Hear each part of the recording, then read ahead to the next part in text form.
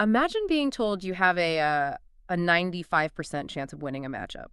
Like, you look at the post-game box score, you see you dominated literally every offensive stat category. Right, you doubled their total plays. Exactly. You doubled their plays, you converted perfectly on fourth down, and, you still got blown completely off the field. It's insane. It is. But that's exactly what happens when human chaos just completely shatters the mathematical models. Yeah. I mean, the Monte Carlo simulations, they get run 10,000 times, right? And they spit out this tidy little percentage.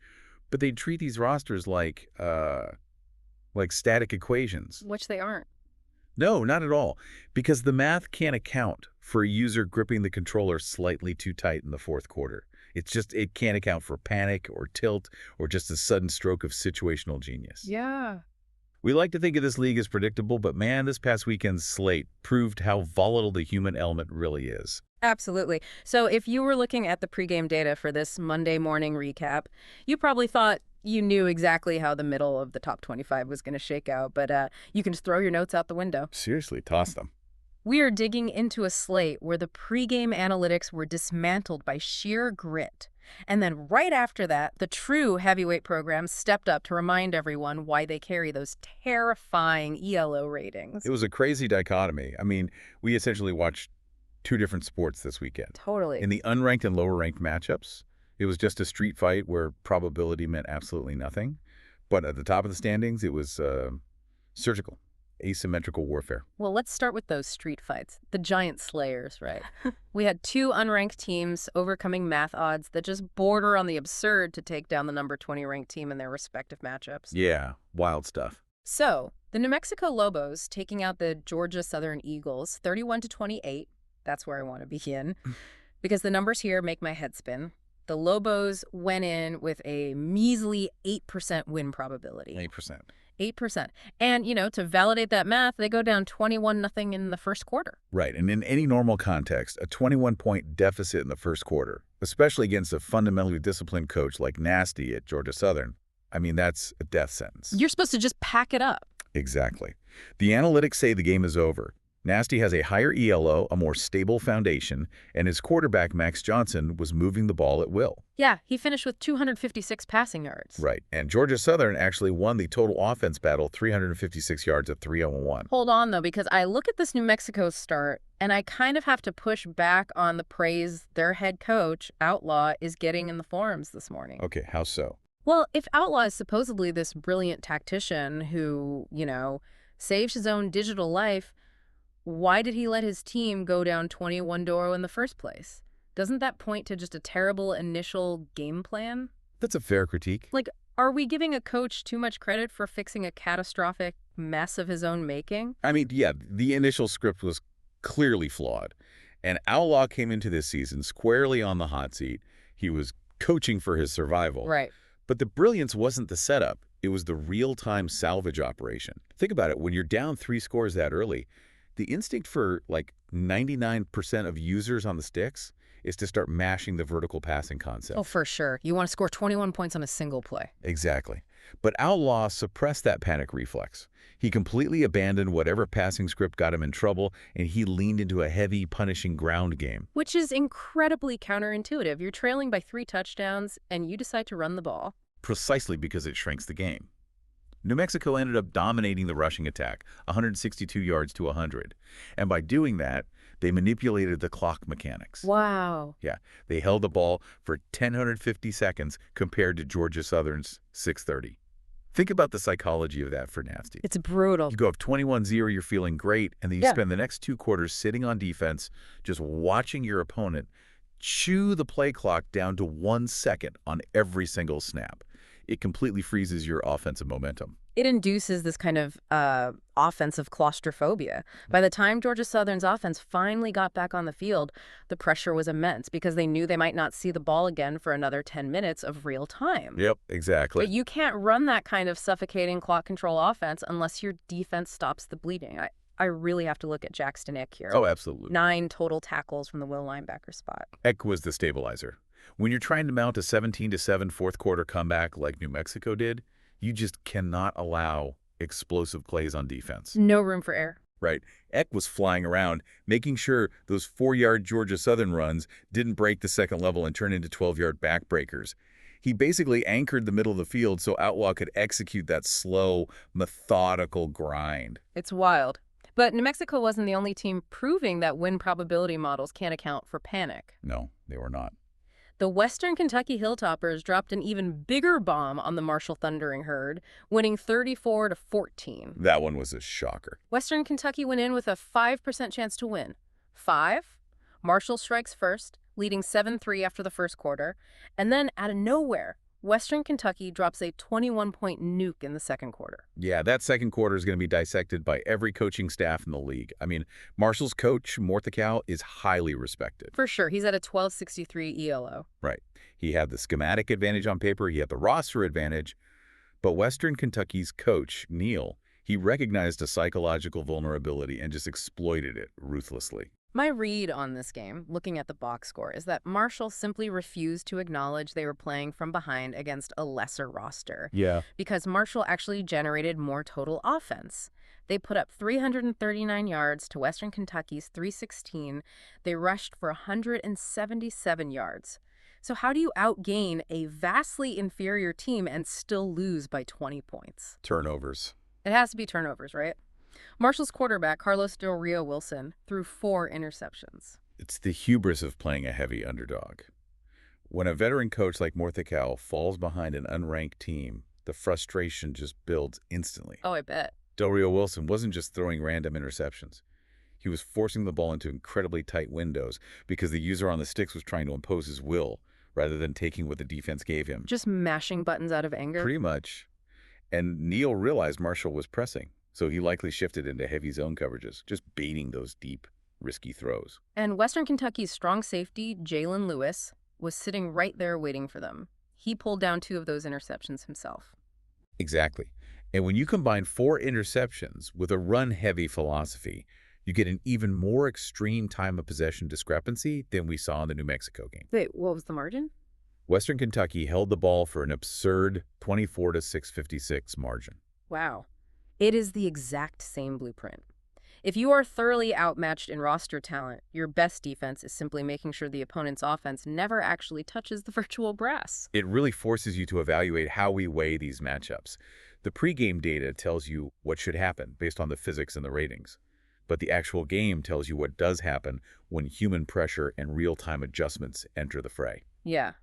And that concept of, accumulating yards but failing to generate points brings me to a ranked matchup where the final score feels like a complete contradiction of the stat sheet. The Minnesota game. Yes.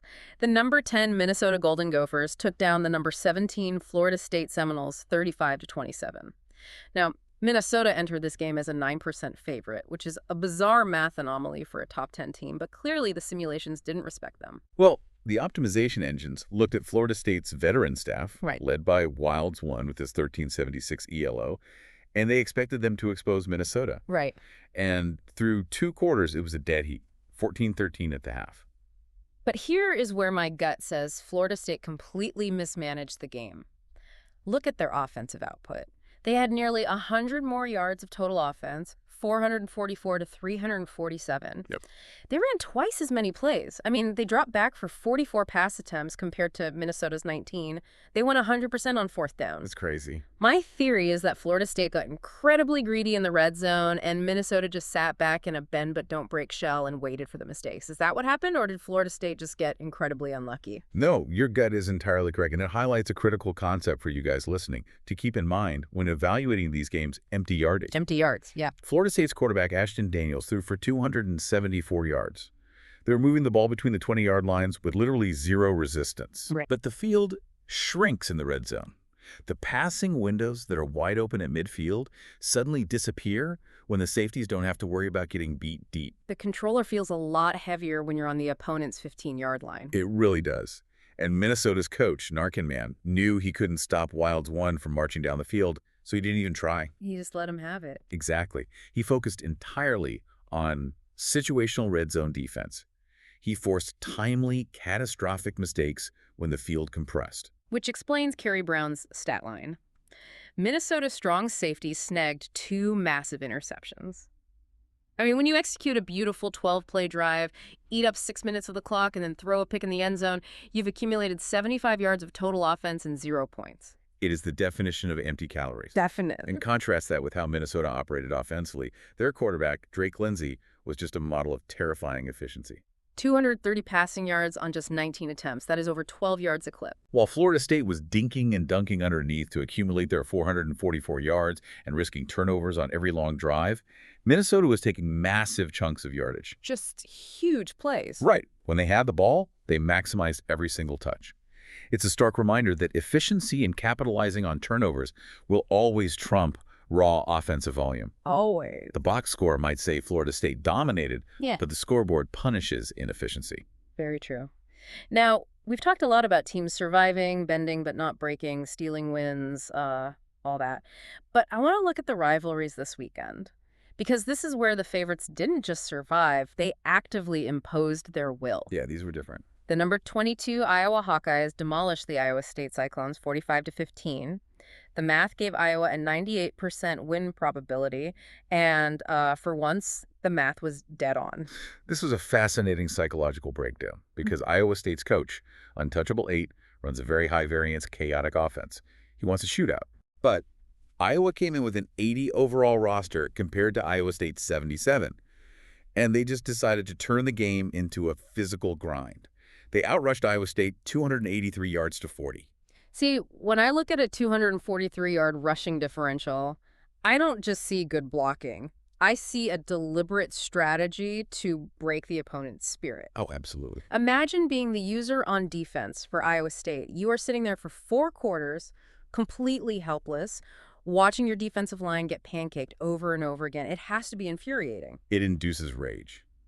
When a user's getting physically bullied on the ground like that, they tend to overcompensate when they finally get the ball back on offense. They want it all back at once. Right. They want to instantly erase the frustration of the last 10 minutes, so they force the issue. Which perfectly explains why Iowa State's quarterback, Jalen Rayner, had such a miserable outing. I mean, he actually threw for 295 yards, but it was entirely hollow because he kept forcing passes into tight coverage out of pure desperation. Yeah.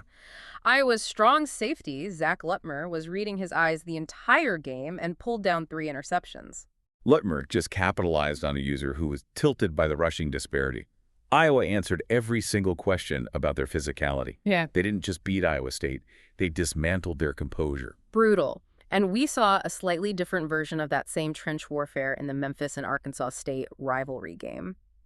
The number 21 Memphis Tigers outlasted the Red Wolves 35-28. Memphis was a heavy 91% favorite, but Arkansas State actually dragged them into deep water. They really did. It was tied 21-21 in the third quarter. Yeah. This was a clash of unproven regimes trying to establish their identities. When a heavy favorite gets tied up late in the third quarter by a lesser team, the instinct is often to panic and abandon the game plan. Start chucking a date. Exactly. Yeah. But Memphis's coach, NTX Blue 1878, showed incredible poise. He didn't start calling high-risk passing plays. He leaned entirely on his roster advantage. Memphis has a 77 overall to Arkansas State's 74, and NTX Blue 1878 just trusted that if he kept grinding, the dam would eventually break.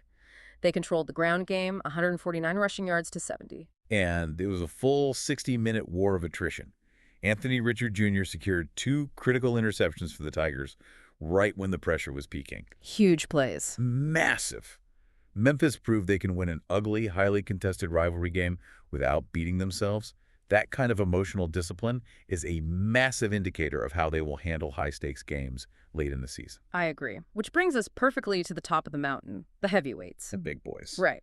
While the rest of the top 25 was navigating this chaotic war zone of upsets and tight rivalry games, the top 7 teams look like absolute machines. I want to dive into what makes these elite ELO coaches so terrifying, starting with the number 7 Notre Dame Fighting Irish taking down the number 11 LSU Tigers 55-33.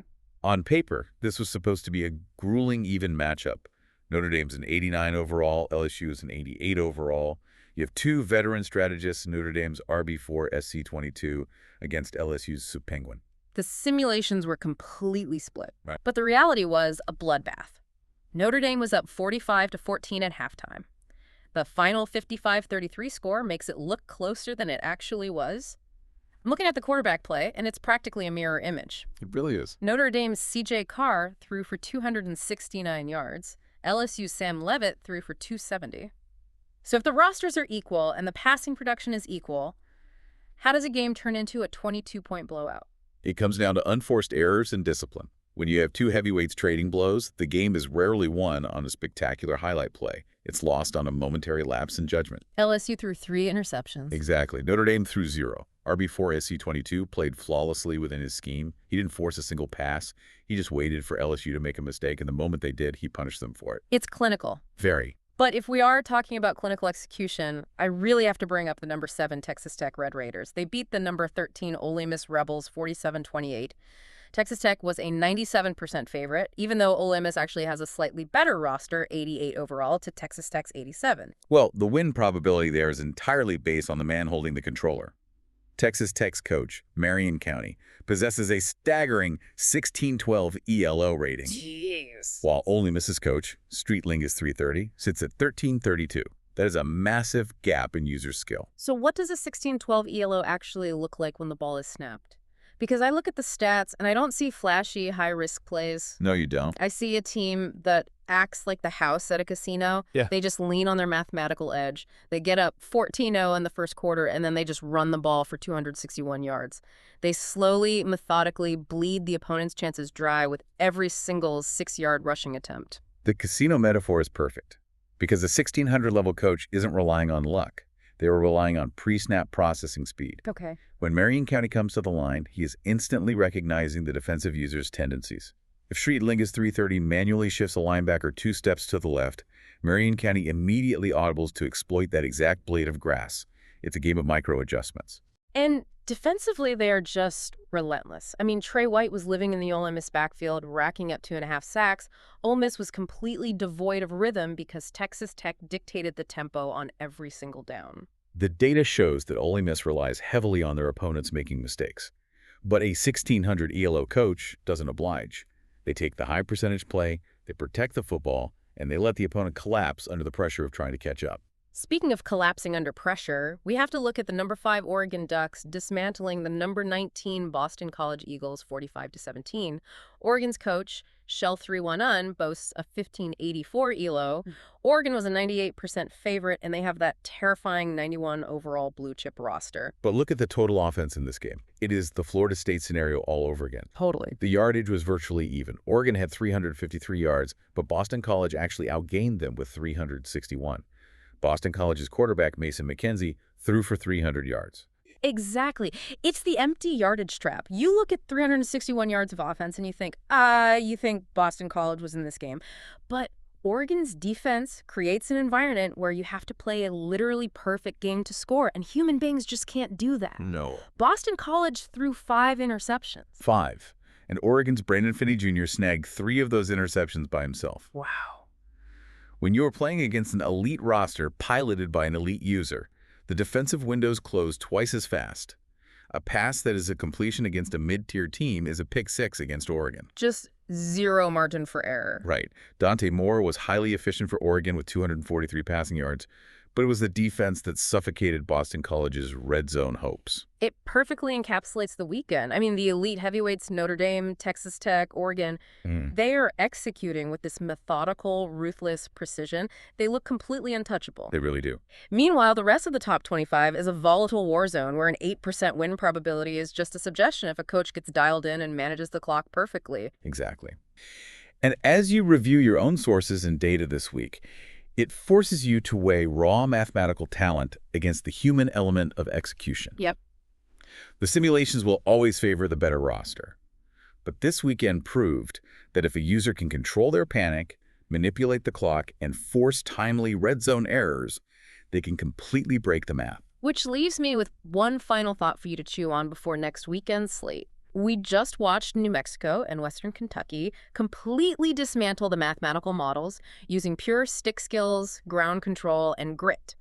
So is it possible that the massive ELO ratings and dominant win probabilities of the top heavyweights are actually a vulnerability? That's a great question. Like, if a 1600-level coach gets too comfortable relying on the casino edge of their elite roster, does that make them ripe for a late-season ambush by an underdog with absolutely nothing to lose? It just might. Keep an eye on those heavyweights, because if this Monday morning recap proved anything, it's that no one is mathematically safe. Thanks for jumping into the deep dive with us.